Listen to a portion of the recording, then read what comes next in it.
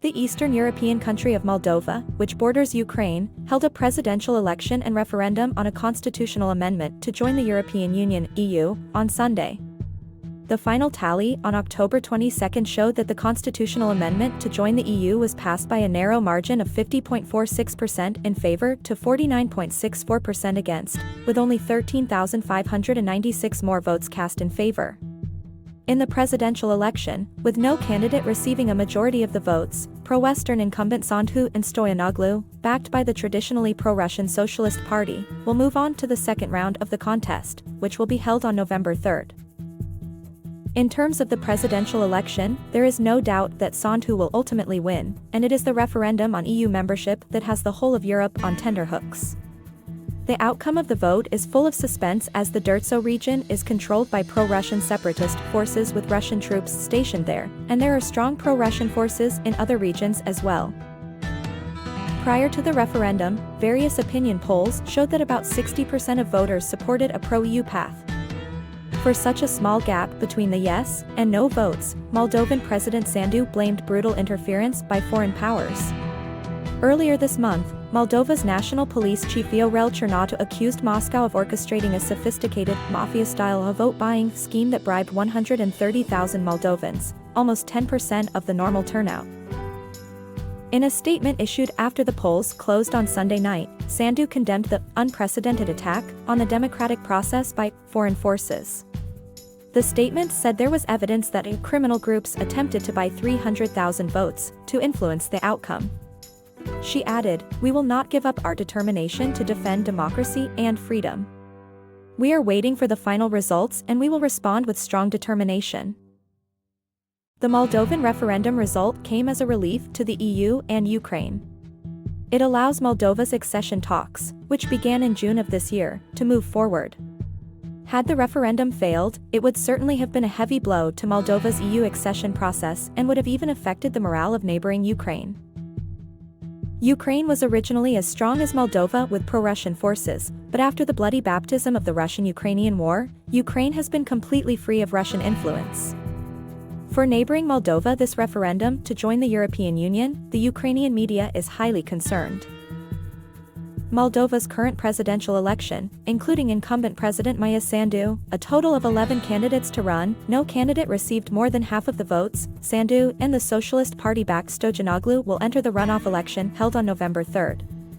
Sandu received more than 42% of the vote, while her opponent, Stoyanoglu, received a higher-than-expected 26% of the vote.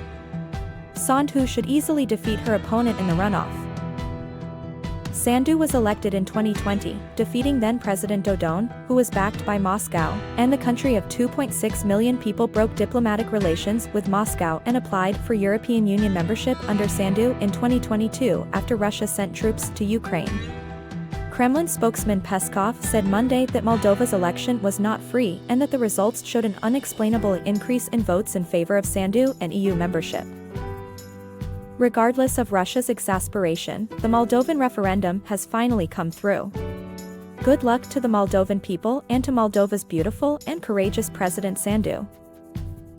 The British government announced on October 22 that it would provide Ukraine with a loan of £2.26 billion, about $2.93 billion, which will be guaranteed by frozen Russian sovereign assets and repaid by the profits they generate.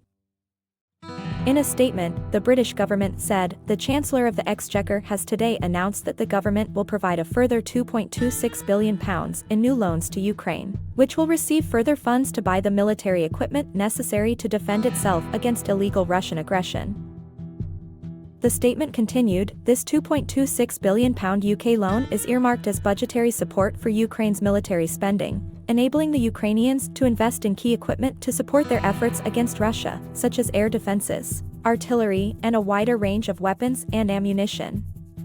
This builds on the UK's existing £3 billion a year in military aid to Ukraine, which the Prime Minister recommitted to within his first week in office. The UK government has changed hands as if on a horse and cart, but the support of successive British Prime Ministers for Ukraine has been consistent and really very strong. The latest £2.26 billion of UK funding to Ukraine is part of the UK's response to the G7 group's plan to provide Ukraine with a $50 billion loan secured by frozen Russian property. As I've said before, this is the equivalent of providing war reparations to Ukraine in advance from frozen Russian property, while avoiding the legal taboo of touching Russian property rights. Ukrainian President Zelensky then expressed his gratitude to the UK for providing Ukraine with $2.93 billion in additional financial assistance, saying it was the first installment of the $50 billion in G7 aid Ukraine had received.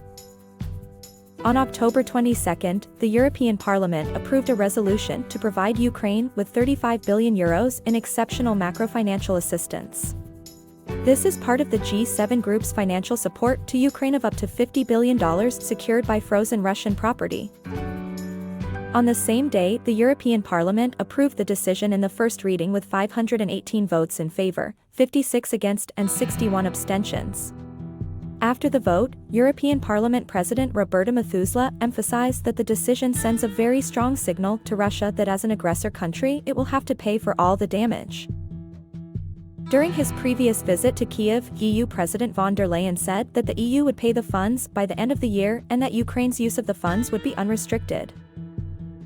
U.S. Treasury Secretary Yellen, who is pushing for the U.S. to provide the G7 promised aid package to Ukraine as soon as possible after the UK and the EU passed huge aid to Ukraine, made it clear at a press conference held at the start of the annual meetings of the International Monetary Fund, IMF, and the World Bank on October 22 that the source of the financing for the $50 billion in loans that the G7 leaders have agreed to provide to Ukraine is not U.S. taxpayers, but Russia.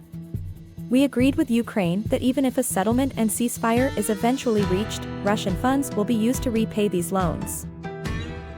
Yellen's latest statement is entirely consistent with what I've been reading all along, and in no way is it a debt trap dug for Ukraine by the Western camp, as interpreted by various pundits on the simplified Chinese network.